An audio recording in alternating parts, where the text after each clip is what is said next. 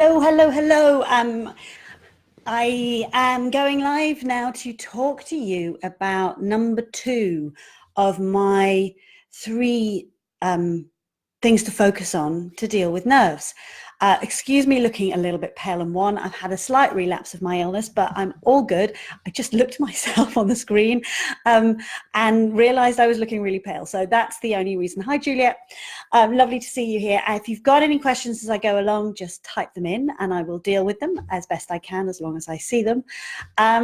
So what I wanted to talk to you, I talked to you last time about how I'm trying to remember what I told you about last time. So my first thing is connect with the material. That's what I talked to you about last time, and trying to love your material. And as I said, sometimes that's not easy. Sometimes we just don't like what we are performing, and that makes it really hard to deal with it.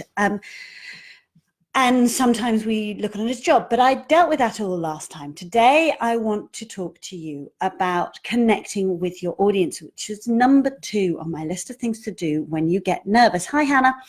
And the reason I talk about connecting with your audience is that when we get nervous, we have a tendency to withdraw from our audience. And we can do this in a number of ways. The 2 most popular ways of withdrawing seem polar opposite, but they're not really. One is to physically withdraw and become quiet and shy and nervous, and we then put up a barrier, a visual barrier, because we're not looking at them, we're not engaging with them, and we're trying to hide from them, even if we're putting ourselves on show. So that's one way. And as we do that, we can sort of disengage from even being able to see them, and they become this sort of amorphous mass of judgmental people. You can see there's a visual detachment we have from them. The other way can be to become really big and loud, which is another form of armor that we can use to separate us from our audience. We're almost pushing them away. And even if you find yourself in that state, which I talk about as third circle in Patsy Rodenberg's 3 Circles of Presence, you're big and you're out there and you're pushing all your energy out. But when I find, and I do go into that state sometimes, I find, again, I'm visually disconnected from my audience because I've got this armor on trying to protect myself. And the more nervous I feel, the more armor I can tend to put on. What we forget is that our audience is human. They've come, as I said in my first blog, they've come with their own lives. They've come with their own thoughts, their feelings, their fears, their troubles, their insecurities, their joys, their distractions, their own agenda. And they've come with their humanity to sit and listen to you. And they don't judge you the way we judge ourselves, the way that you judge yourself, because they have a different agenda. And if you can look at your audience from the wings or from wherever, or even in the moment when you're actually up there performing, singing, if you can look at them and see them for the humans they are, it has this amazing effect on your nerves. So when I run my workshop, I run this exercise, and I think I've probably talked about it before, where I ask people to look into the eyes of another person for 10 seconds. They just have to look at them in the eyes. They turn, they pair up, and they do it. And after that first 10 seconds, the vast majority of them come out going, "Oh my goodness, that was horrible. I felt so vulnerable. I felt so awful. I felt just nervous. And it made me feel really uncomfortable."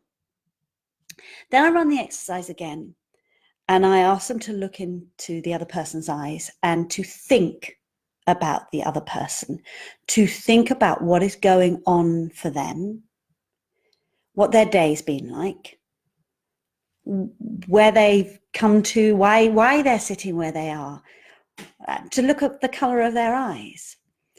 And at the end of those 10 seconds, people come out going, I feel like I know that person, because their attention has been taken away from themselves and onto their audience.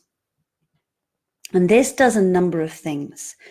Firstly, it distracts us from our nerves, from what's going on for us. Secondly, it refocuses us and our energy in an outward way, so that we take down our guard and we're wanting to connect with that audience. And we're more likely to forget to put the armour on or drop the armour. Thirdly, we start thinking about our audience's needs. And that is a great priority as a performer. If we go onto stage thinking about our needs and our wants, we can become very insular and we can become quite defensive. But the reason we are standing on stage is to meet our audience's needs. The whole point of us being there, as far as the audience is concerned, is for us to meet their needs.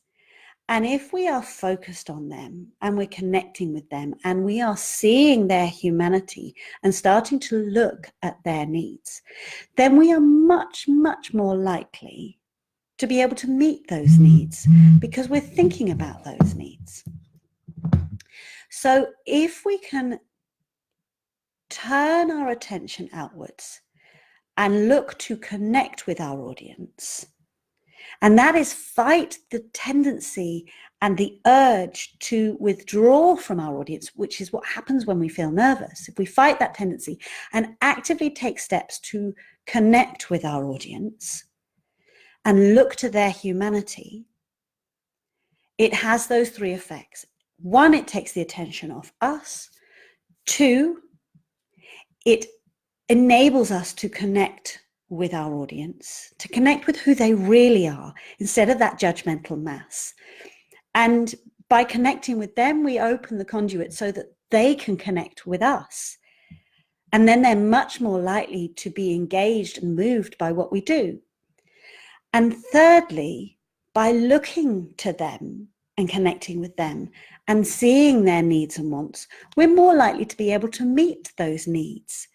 And by meeting your audience's needs when you perform, isn't that how we produce a good performance?